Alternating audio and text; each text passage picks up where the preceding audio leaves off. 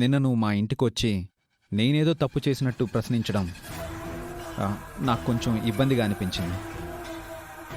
Of course నీ problems అలా ఉన్నాయి, కాదనడం లేదు. నా మనసు ఎలా నలిగిపోతుందో నీకు తెలీదు. ఎందుకు తెలీదవని? నీ మనసుని నేను అర్థం చేసుకున్నంతగా ఇంకెవరు అర్థం చేసుకోలేరు. అవును, ఇంట్లో ఎవరూ లేరా? లేరు. బావ క్యాబ్కి వెళ్ళారు, అక్క మార్కెట్కి వెళ్ళింది.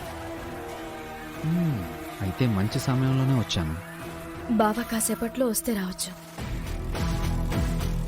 నరసింహం రాకూడదు. అప్పుడే మనసులో ఉన్నదంతా బయట పెట్టే ఏకాంత సమయం దొరుకుతుంది.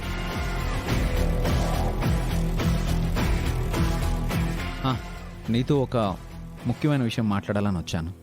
ఏంటి? ఓ కేసు విషయంలో నీ సలహా తీసుకుందామని. 100 కేసులు వాదించిన వాడివి, నీకు నేనేం సలహా ఇవ్వగలను?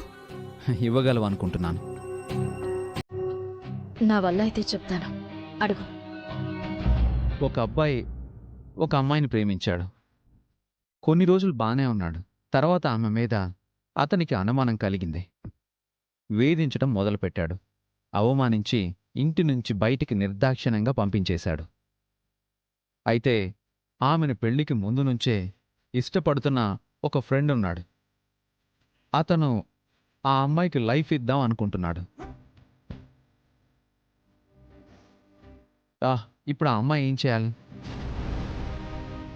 ఆ భర్త వెంటే పడాలి అంటావా, లేదంటే తన బతుకు తాను బతకడానికి స్వతంత్రంగా ఏదైనా నిర్ణయం తీసుకోవచ్చు అని అంటావా?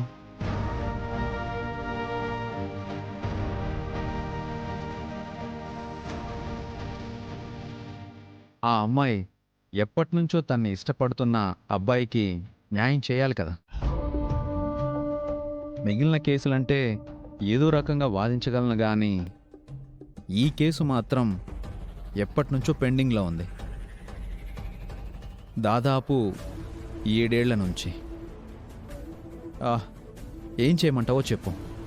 ఎవరిష్టం వాళ్ళదే సత్య. కొందరు ఆ భర్త ఎప్పటికైనా మారతాడు అని ఎదురు చూసేవారున్నారు, నాలాగా. మరికొందరు తమ కాళ్ళ మీద తాము బ్రతుకుదామని నిర్ణయాలని తీసుకుంటారు. మరో మగాడిని జీవితంలోకి ఆహ్వానించుకుంటారు. అందులో తప్పే ఉంది. ఎవరికి వారిది కరెక్ట్. నువ్వు చెప్పిన కేసు ప్రకారం ఆ అమ్మాయి ఫ్రెండ్ ఉన్నాడు కదా, తనే న్యాయం చేయగలడని అనిపిస్తుంది.